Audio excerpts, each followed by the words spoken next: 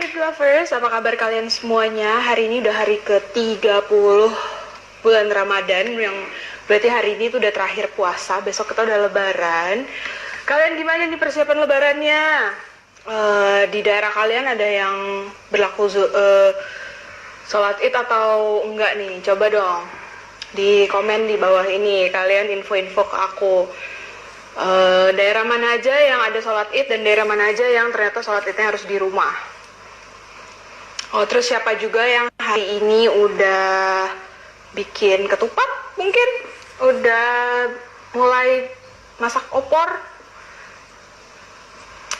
Saya masih harus berada di sini nemenin kamu di hari terakhir, tapi tenang aja, hari ini bintang tamunya adalah seorang penyanyi yang kalian semua pasti tahu. Karena dia udah jadi penyanyi tuh di saat saya aja masih balita kali ya, tapi dia tuh udah eksis di zaman itu. Anyway, buat kalian yang masih juga bingung untuk membeli persiapan lebaran kalian, tapi kalian juga mematuhi peraturan PSBB dan nggak mau kemana-mana, kalian bisa lo cek di www.bitblue.com, karena di situ artikel-artikelnya sudah tersinkronis dengan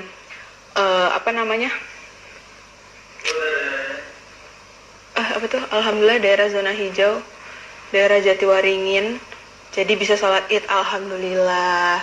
Iya, karena udah nyambung yang tadi ya, udah tersambung dengan marketplace ternama, jadi kalian bisa aja langsung cek www.bitblue.com dan belanja dari situ.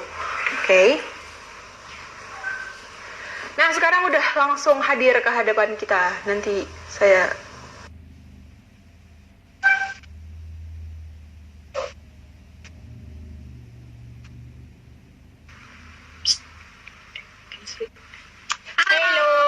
Assalamualaikum. Assalamualaikum warahmatullahi wabarakatuh. Apa kabar? Ya, baik, Mbak Denada. Apa kabarnya di sana, di Singapura? Alhamdulillah kabar baik juga. Aku mau nanya Den, tapi jawab jujur ya. Apa tuh? Aku nggak tahu nih kenapa Terus cek Bibdo tuh kan ternyata abis posting fotonya aku, terus di sebelahnya ada posting fotonya Hyun Bin. Itu kenapa ya? Oh iya, ya kali aja gitu bisa bersanding gitu ya, saingan gitu. Jangan kalau ngomongin Hyun Bin, Kapten Ri saingannya banyak seluruh Indonesia dan dunia. Jadi aku cukup jadi pengagum rahasia saja di pojok-pojok. Iya.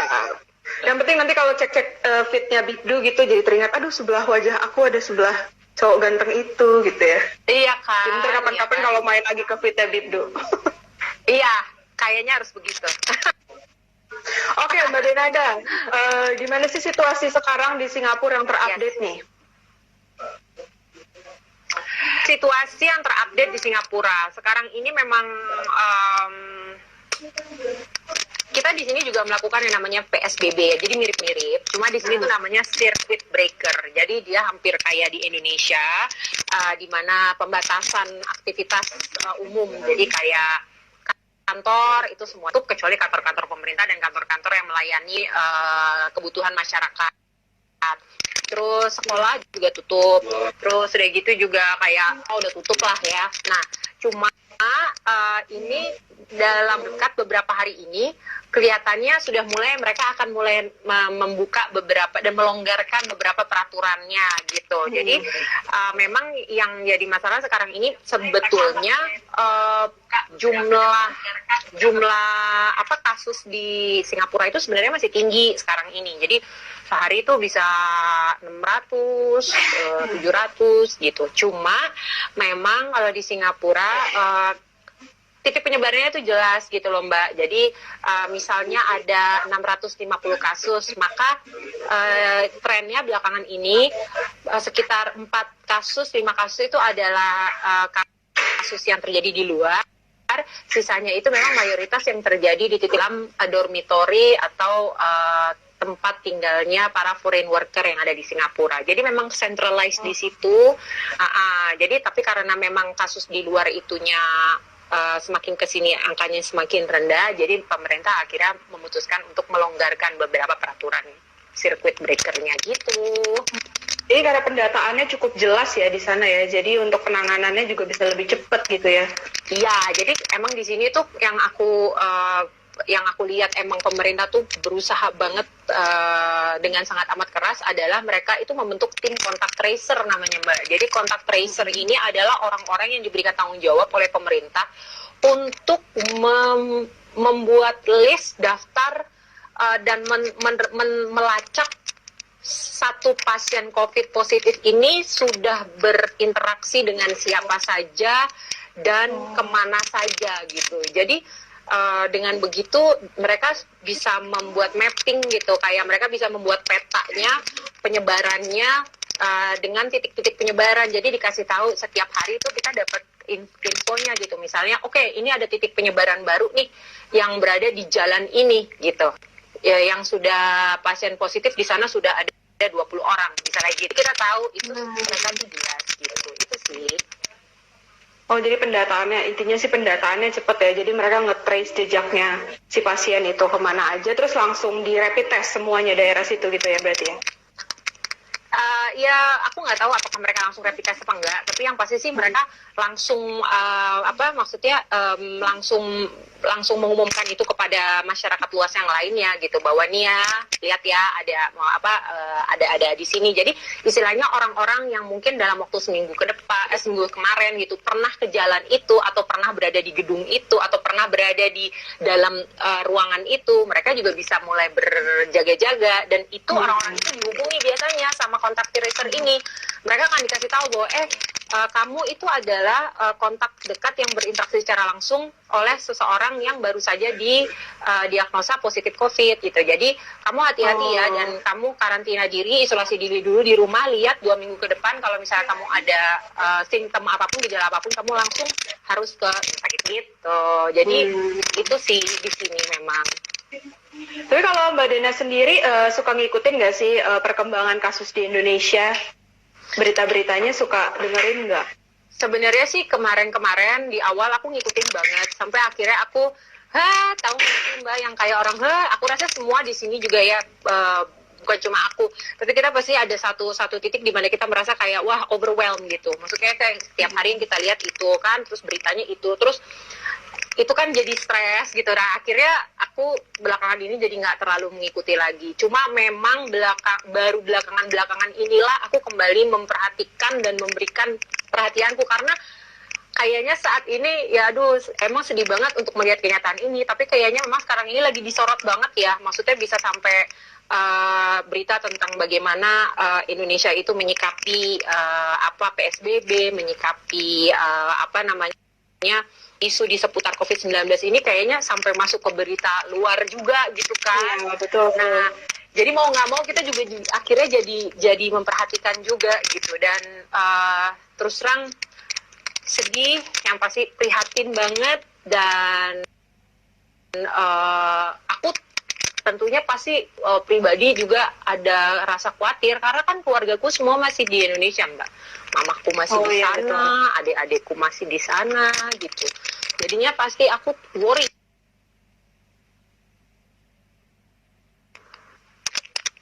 Oke. Nah kalau Mbak Dena sendiri selama di Singapura kegiatannya apa nih? Selama nggak boleh kemana-mana itu di Singapura? Selama nggak boleh kemana-mana, ngapain aja ya? Yang pasti sih aku sebenarnya sih ya di rumah aja. Cuma ya berusaha untuk ini aja sih, berusaha untuk menyibukkan diri. Terus ya orang-orang yang kayak aku yang biasa kerja keluar kayak tiap hari, pasti kan ada aja kerjaan harus keluar rumah dan segala macam, dan tiba-tiba harus di rumah aja gitu. Ya pasti lumayan, aku rasa nggak cuma aku, semua kita pasti bosen, ada frustrated mungkin ya, karena kita sama-sama nggak ada yang tahu ini kan mau sampai kapan gitu. Coba aku tuh suka bilang, kalau kita dikasih tahu aja gitu, misalnya nih, oke, kalian semua harus begini 1 bulan, tapi setelah 1 bulan udah nggak apa-apa gitu, pasti kan hati lebih ini gitu ya, lebih tenang rasanya. Tapi karena kita sama-sama nggak ada yang tahu nih mau sampai kapan gitu, jadinya bikin jadi semakin frustrated gitu. Tapi aku di rumah ini aku tahu, aku ada di sini, aku tuh udah nggak keluar dari rumah Mbak dari mulai akhir Januari, karena di Singapura kasus pertama COVID itu duluan, yes. Jadi aku udah berapa bulan tuh, Januari, Februari, Maret, April, Mei kan, 4 bulan Iya. aku udah praktis nggak kemana-mana, aku nggak kerja juga, nggak ke Indonesia juga gitu. Dan di sini aku memang fokus jagain Aisyah. Dan apa namanya, ya aku selama sekian lama ya nemenin dia aja, jagain dia, melakukan kegiatan-kegiatan yang kita anggap yang menurutku mungkin bisa bikin dia jadi sedikit terhibur gitu, bikin prakarya bareng kek, terus bikin TikTok kek, bikin Oh iya. Iya betul betul. Mencari kegiatan supaya tetap positive thinking juga ya, walaupun harus di rumah aja. Iya, dan gini-gini tuh sebenarnya nolong banget loh Mbak. Maksudnya kayak gini loh, kita ngobrol gini gitu, ada acara kayak live Instagram gini, terus kita ngobrol gitu. Paling nggak ada sesuatu yang aku look forward untuk hari ini gitu. Dandan, ya kan? Rasanya kayak Iya, betul, dandan, betul. terus kayak mesti ada kegiatan yang harus dilakukan, terus ngobrol, terus siapa tahu juga bisa sharing dengan semua yang join. Jadi senang banget tiap kali ada kegiatan kayak gini gitu. Kalau untuk kegiatan selama Ramadan sendiri gimana, kan memang sebagai orang yang di negara lain aja pasti suasana Ramadannya udah berbeda, ditambah lagi harus situasi seperti sekarang ini gitu. Kira-kira gimana sih situasi Ramadannya di sana Mbak Dena? Kalau kita nih ini adalah bulan Ramadan ketiga kita ada di Singapura kan, dan setiap bulan Ramadan itu pasti jadi berbeda karena dulu kita pertama kali datang ke Singapura waktu pertama kali Aisyah didiagnosa, dan kita pindah ke Singapura itu dalam keadaan lagi bulan Ramadan juga. Jadi ya, jadi setiap kali kita masuk bulan Ramadan, aku tuh selalu merasa kayak sedikit dulu aku ingat gitu, kita baru pindah ke sini gitu, terus dengan segala itu masih berat-beratnya banget. Ya, tapi banyak kita bersyukur banget kita berada di satu negara yang walaupun memang bukan mayoritasnya berpuasa, bukan mayoritasnya umat Muslim, tapi di sini sangat amat toleransinya tinggi satu sama lain, untuk akses dan fasilitas ibadah juga di sini juga sangat amat bagus untuk kita yang orang Muslim. Memang sekarang semua lagi ditutup gitu ya, tapi kayak kalau mau ke masjid nih di dekat tempat kita tinggal nih nggak berapa jauh, jalan kaki juga ada gitu. Jadi kalau mau cari tempat sholat di mana-mana juga masih gampang gitu. Dan cukup, walaupun nggak seheboh kayak di Indonesia, tapi ya kita kemana-mana gitu nanti ada tulisannya gitu. Pemerintah sini sangat amat buat mereka big deal juga gitu, dijadikan sesuatu yang hari spesial juga gitu. Oke, kalau untuk lebarannya sendiri gimana persiapannya nih untuk besok? Udah masak-masak kah atau gimana tuh? Kayak tahun lalu tuh Aisyah ngehias rumah, jadi dia gambar-gambar, dia bikin prakarya apa, terus dia tempel-tempelin gitu ya, paling gitu aja. Kita selalu merayakan lebaran ini akan jadi tahun ketiga kita ya, lebaran di Singapura, dengan sangat amat sederhana gitu ya, penuh dengan rasa syukur pasti, karena walaupun selama di sini kita udah ngejalanin segala macam, tapi alhamdulillah gitu loh, tiap kali ketemu Ramadan lagi kayak tersadar bahwa oh ya alhamdulillah ya, sekian lama kita udah bisa menjalani di sini walaupun nggak gampang, tapi alhamdulillah terlewati gitu. Jadi semuanya serba sederhana, nggak bisa ketemu mamah juga nggak bisa, jadi paling cuma video callan aja atau cuma teleponan aja, dan memang bukan yang ideal sih, tapi ya memang keadaannya begini, ya sudah. Yang penting tetap jauh di mata, dekat di hati ya Mbak Dena, ya, itu yang paling penting. Itu yang paling penting, apalagi dengan keadaan kayak begini kan, dimana memang semua orang juga, ini kan keadaan situasi pandemi yang terjadi di seluruh dunia gitu, yang kayaknya emang mau ada di Indonesia, mau ada di Singapura, pasti keadaannya sama. Kita semua dianjurkan untuk di rumah saja, tahan diri, tidak berkumpul-kumpul gitu. Even untuk menyambut hari Lebaran besok aja, dari pemerintah Singapura juga sudah menganjurkan gitu, bahwa kita tetap tidak dianjurkan untuk berkumpul, untuk rame-rame gitu. Lalu kalau untuk perkembangan anaknya sendiri, sekarang kesehatannya gimana nih Mbak Dena? Udah sampai gimana progresnya? Alhamdulillah dia baik-baik aja ya, walaupun memang masih menjalani kemoterapi, tapi kita bersyukur kok alhamdulillah karena semuanya lancar-lancar dan memang udah menjalani 2 tahun dan kita masih akan harus ada di sini untuk beberapa waktu ke depan. Tapi nggak apa-apa, semuanya pelan-pelan kita jalani. Dulu juga pertama kali pada saat pindah ke sini juga kayaknya kita denger di awal gitu, oke, nanti kalian berdua akan ada di Singapura. Dokternya ngomong kan, kalian berdua akan ada di Singapura, maksudnya ya Aisyah akan ada di Singapura menjalani treatment ini selama 2-3 tahun. Tuh kayaknya langsung dar gitu. Hah? 2-3 tahun gitu, nggak kebayang nggak ya apa. Tapi ya alhamdulillah sekarang kita looking back, ya udah 2 tahun aja gitu kan kita di sini. Nggak berasa ya jalannya waktu ya? Berasa juga sih. Cuma ya benar, cuma memang itu benar, nggak berasa. Jadi tiba-tiba kita looking back, iya ya udah 2 tahun ngejalanin gitu. Walaupun kalau dimemorikan satu-satu, wah berat sih kalau berat. Tapi banyak bersyukurnya, lebih banyak bersyukur ya lama karena bisa ngejalanin sekian lama. Aisyah aja bisa ngejalanin kemo sampai udah 2 tahun nih berjalan, dan dia bisa istilahnya alhamdulillah masya Allah badannya mampu dan kuat, diberikan kekuatan sama Allah untuk bisa ngejalanin kemo aja.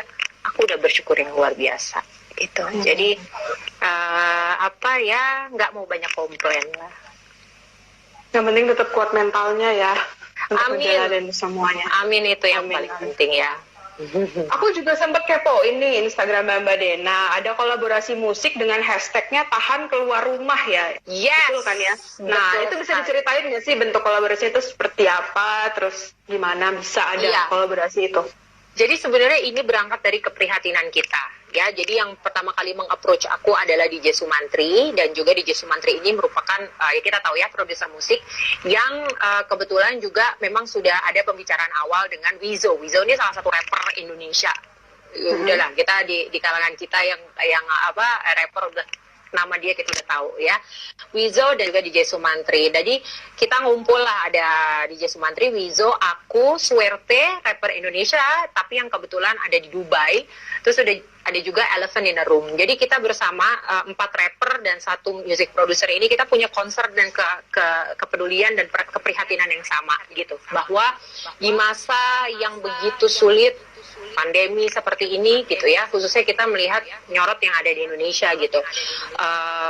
Ternyata setelah sekian lama berjalan, kita masih melihat bahwa kesulitan sekali rasanya pemerintah ini untuk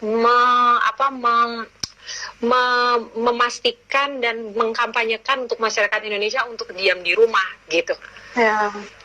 Terutama terakhir-terakhir ini ya Mbak, aku tuh nggak tahu itu, itu benar apa enggak sih yang aku lihat, yang orang berjubel ada di mana-mana, terus kayak beberapa di akun-akun sosial media juga aku ngelihat kayak nggak mau dilarang, nggak mau disuruh bubar gitu. Iya betul. Itu prihatin kita sekali, luar biasa gitu, karena ini bukan masalah main-main kan gitu. Kita sama-sama melihat bahwa sekarang ini masyarakat di seluruh dunia kita susah, kita mau cari nafkah susah, mau cari makan susah, cari duit susah, kita mau hidup aja, bersosialisasi aja nggak bisa gitu. Kehidupan jadi semuanya serba sulit karena pandemi ini gitu. Semua orang teriak-teriak karena nggak bisa cari nafkah. Semua orang menangis karena sulit untuk mau cari makan. Padahal kita punya satu jalan yang paling gampang untuk bisa mempercepat selesainya pandemi itu, tapi itu pun kita tidak lakukan gitu loh. Untuk apa? Tahan diri, tahan keluar rumah. Kan sebenarnya kuncinya cuma itu Mbak gitu. Nah,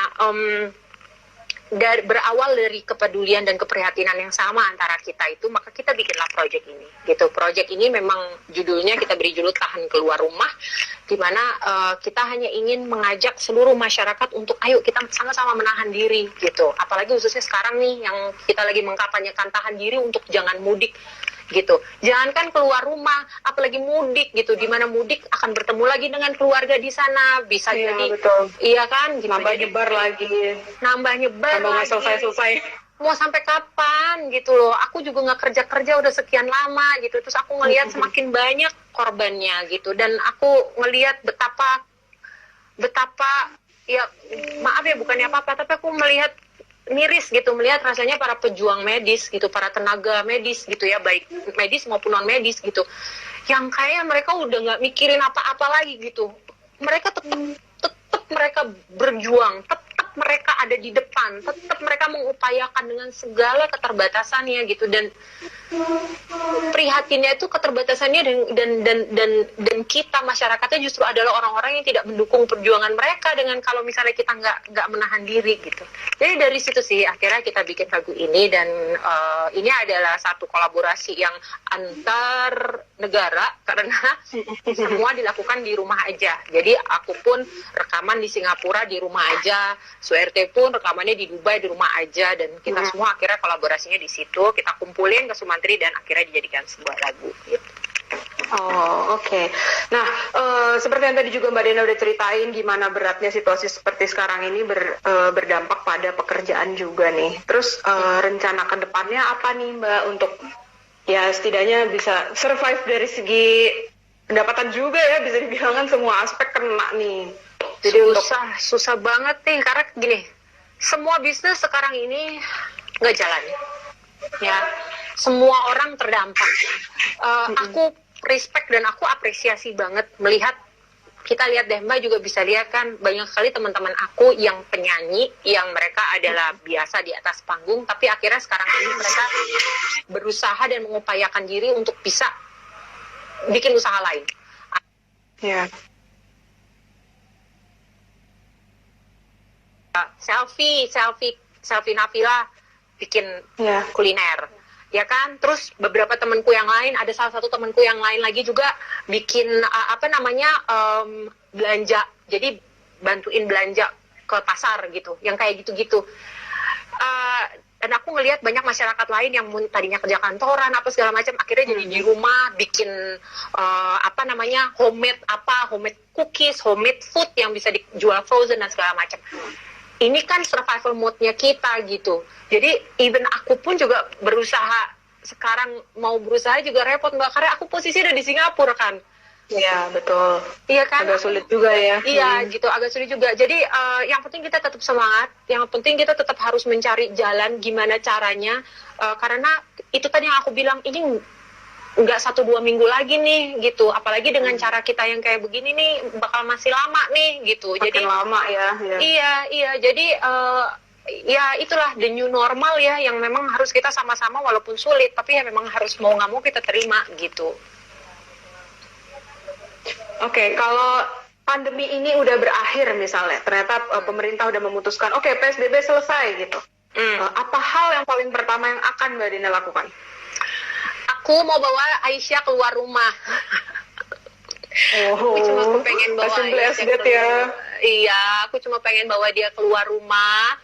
Aku pengen bawa dia, aku nggak tahu bisa bawa dia kemana, karena sesungguhnya mau ada circuit breaker, mau ada PSBB, mau enggak pun, kita juga sebenarnya nggak bisa terlalu bawa Aisyah keluar rumah, karena memang selama dia masih menjalani kemo, maka dia memang masih disarankan untuk tidak ke tempat-tempat ramai gitu. Tapi aku pengen bawa dia keluar rumah, entah deh kemana, biar kata cuma jalan-jalan di pinggir jalan sore-sore, tapi aku pengen bawa dia keluar rumah, karena aku bisa melihat anak segitu kan bosen banget ya Mbak, di rumah aja nggak ngapa-ngapain gitu, dan ditambah dengan dia harus menjalani tetap semua treatment kemonya dia, pasti dia bete. Jadi itu sih, aku cuma pengen bawa dia keluar aja.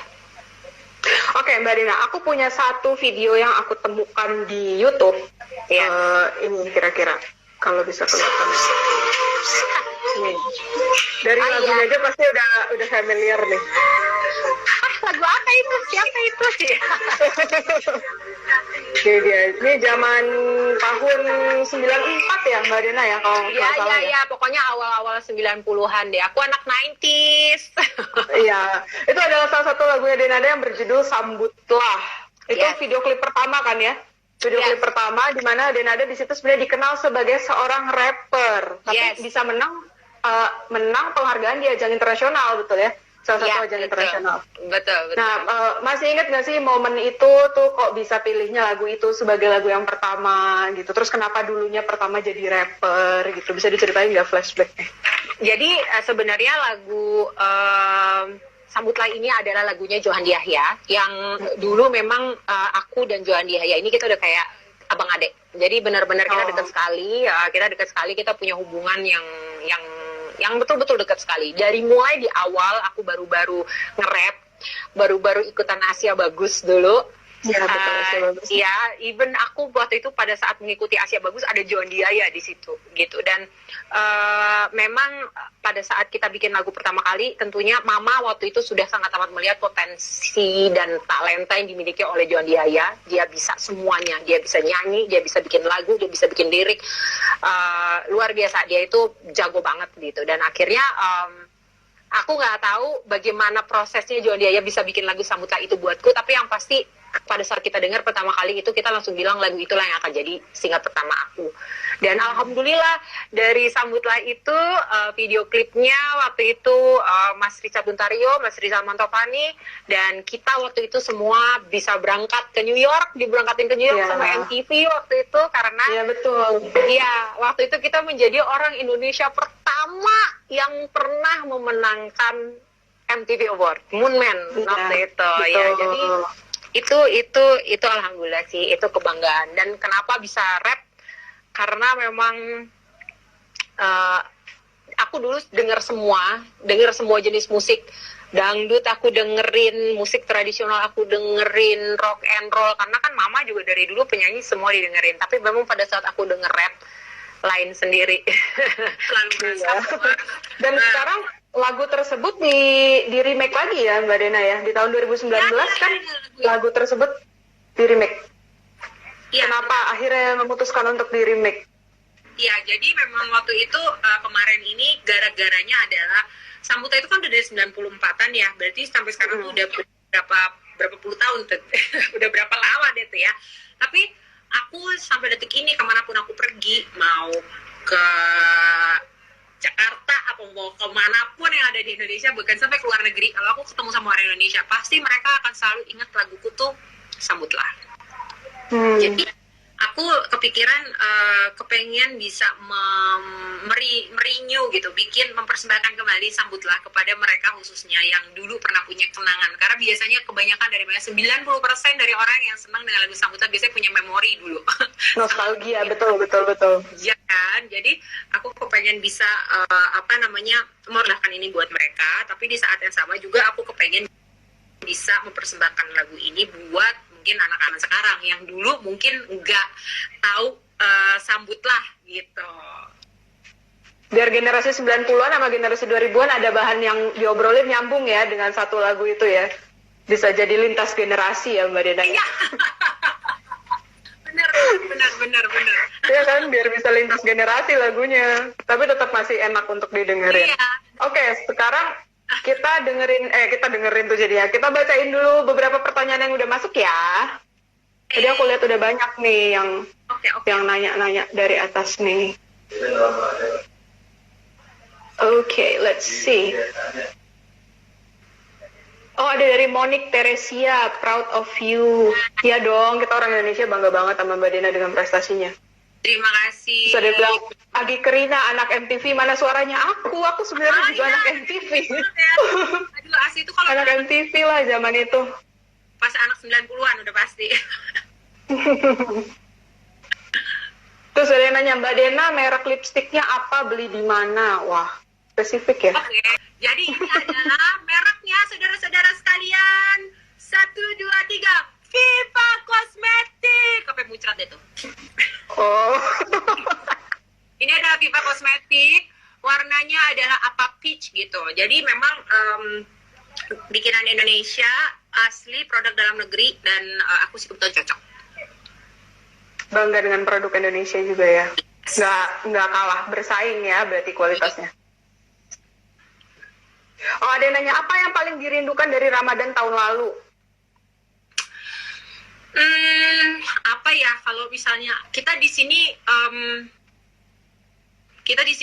benar-benar merendan Lebaran itu dengan sangat amat sederhana, merayakan hari Lebaran ya dengan sangat amat sederhana. Jadi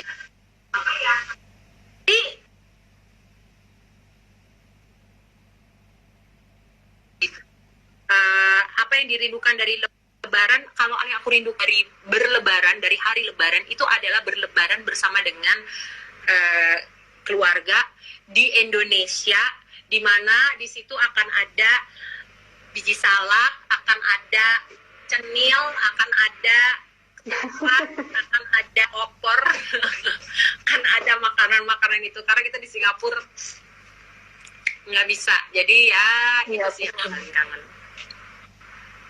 Oke, terus ada juga tadi yang nanya apa resepnya awet muda. Wah, ini pasti Big Do Lover semuanya bakalan bertanya-tanya yang sama nih sebenarnya. Apa sih resepnya kok dari dulu sampai sekarang mukanya ya gitu-gitu aja, nggak menua gitu. Aduh, alhamdulillah.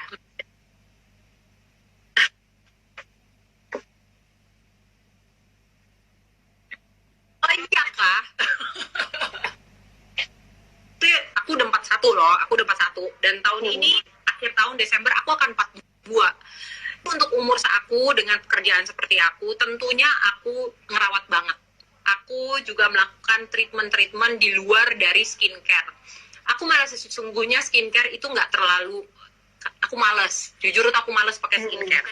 Tapi aku orangnya rajin ngerawat muka. Jadi aku ke klinik kecantikan, dan di situ aku rawat. Dengan segala Facial gitu-gitu ya?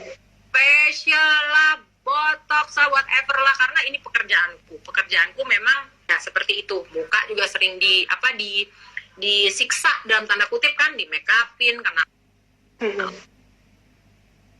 lampu, kena apa, begadang segala macam, karena terus kerja. Jadi aku ngerawat banget ya dengan itu. Tapi kalau dari dalam, dari makanan, aku memang juga enggak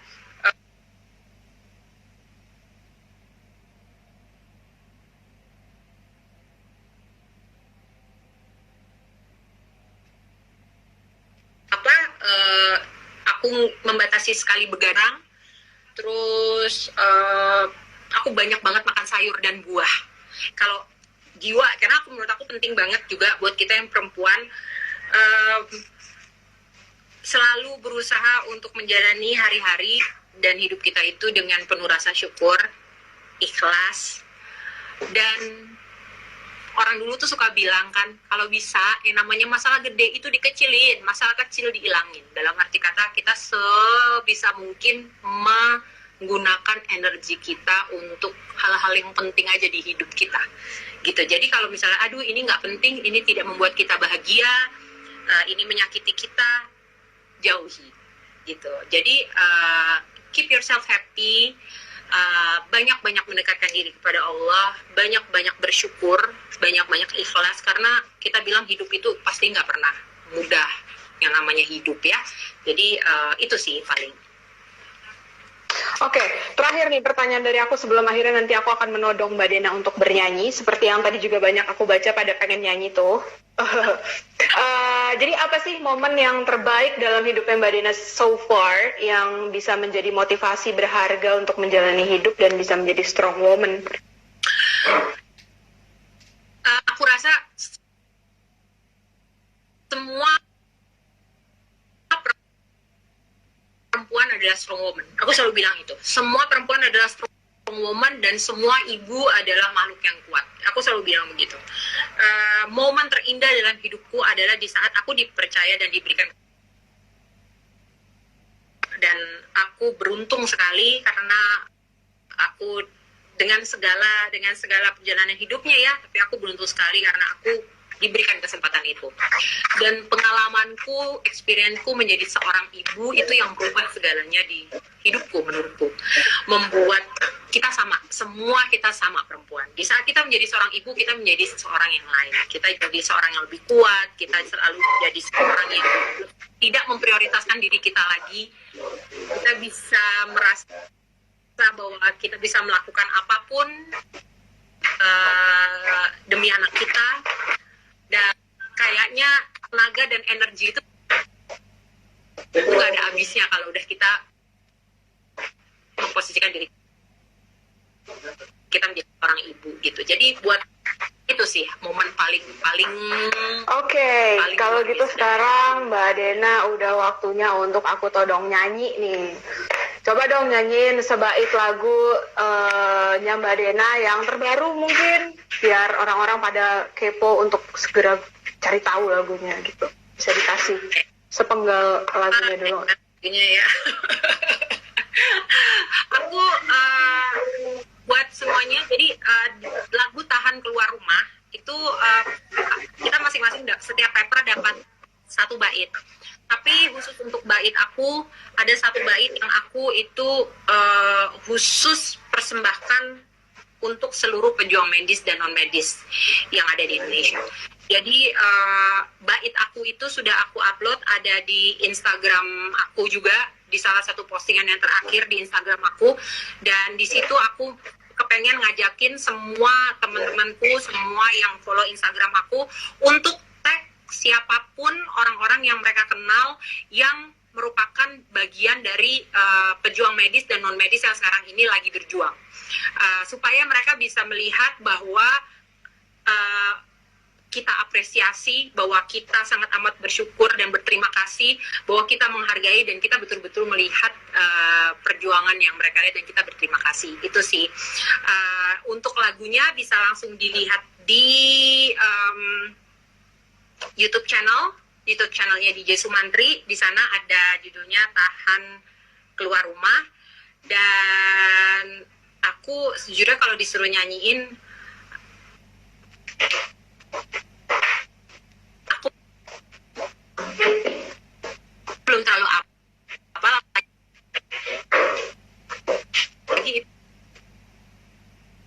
itu rap ya di depannya banyak banget.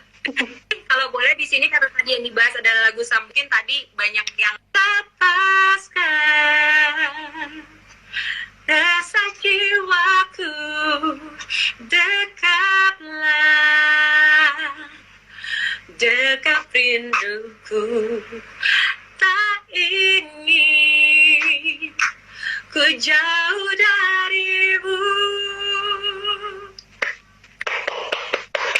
Aduh, gila, nostalgia banget sih lagunya sih. Aduh. Oke, Mbak Denada, terima kasih yang sebesar-besarnya udah meluangkan waktunya untuk bisa ngobrol sama aku di program Senja Ramadan. Hari ini hari terakhir program Senja Ramadan untuk Ramadan kali ini. Pokoknya jangan kapok-kapok untuk nanti kita bakalan ketemu live ngobrol lagi ya. Yes, dengan senang hati, salam buat semuanya. Mohon maaf lahir dan batin juga. Ya, mohon maaf lahir dan batin. Bye.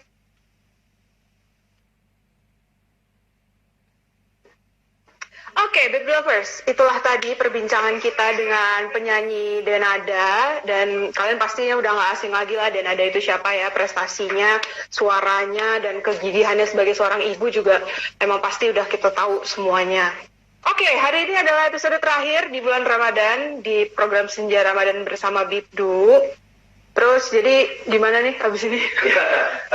Bisa ucapkan. Oke, jadi sekarang saya mau ngucapin terima kasih yang sebesar-besarnya untuk semua narasumber yang udah mau kita todong waktunya 30 menit untuk ngobrol. Mulai dari pertama ada siapa? Ada Amel Carla, ada Sheryl Sheinafia, ada scriptwriter Andi Atira, ada Cinta Penelope, Tisa Biani, Vena Melinda, ada Ustadz juga, Ustadz Riza, Ustadz Zaki Mirza, terus ada Tiffany Kenanga, terus waktu itu juga pernah ada, aduh siapa sih ini tulisannya jelek banget nih. Ini siapa ya? Hari Minggu, aku lupa. Oh iya, ini banyak favorit aku nih. Sarita Abdul Mukti, terus ada lagi hari Senin, Dokter Rita Dinakandi waktu itu, tapi maaf waktu itu sinyalnya jelek banget. Terus ada hari Selasa, ada Cakrakan, ya yang aku ditodong nyanyi tapi nggak bisa nyanyi itu kan. Terus ada Dede Yusuf yang waktu itu juga ceritain tentang perkembangan pendidikan selanjutnya setelah PSBB. Terus ada lagi para pemenang Dangdut Akademi, ada Aulia, ada Vildan, ada Ical, ada Ridwan, ada Reza, Putri. Terus ada juga Nanda Persada dan ada Mbak Dini ya dari Asian Involve ya. Iya betul. Iya, Asian Involve yang waktu itu udah ngasih kita tips-tips belanja online. Terus ada Sania Marwa dan plus ada adeknya juga yang kemarin aku interview tuh siapa namanya? Gina Raihana. Terus ada Cinta Laura. Terus ada siapa lagi? Syaharani, penyanyi jazz, ada Vanessa Ines, ada Virni Ismail kemarin, dan hari ini ditutup oleh rapper dan ada. Ya, baiklah kalau begitu.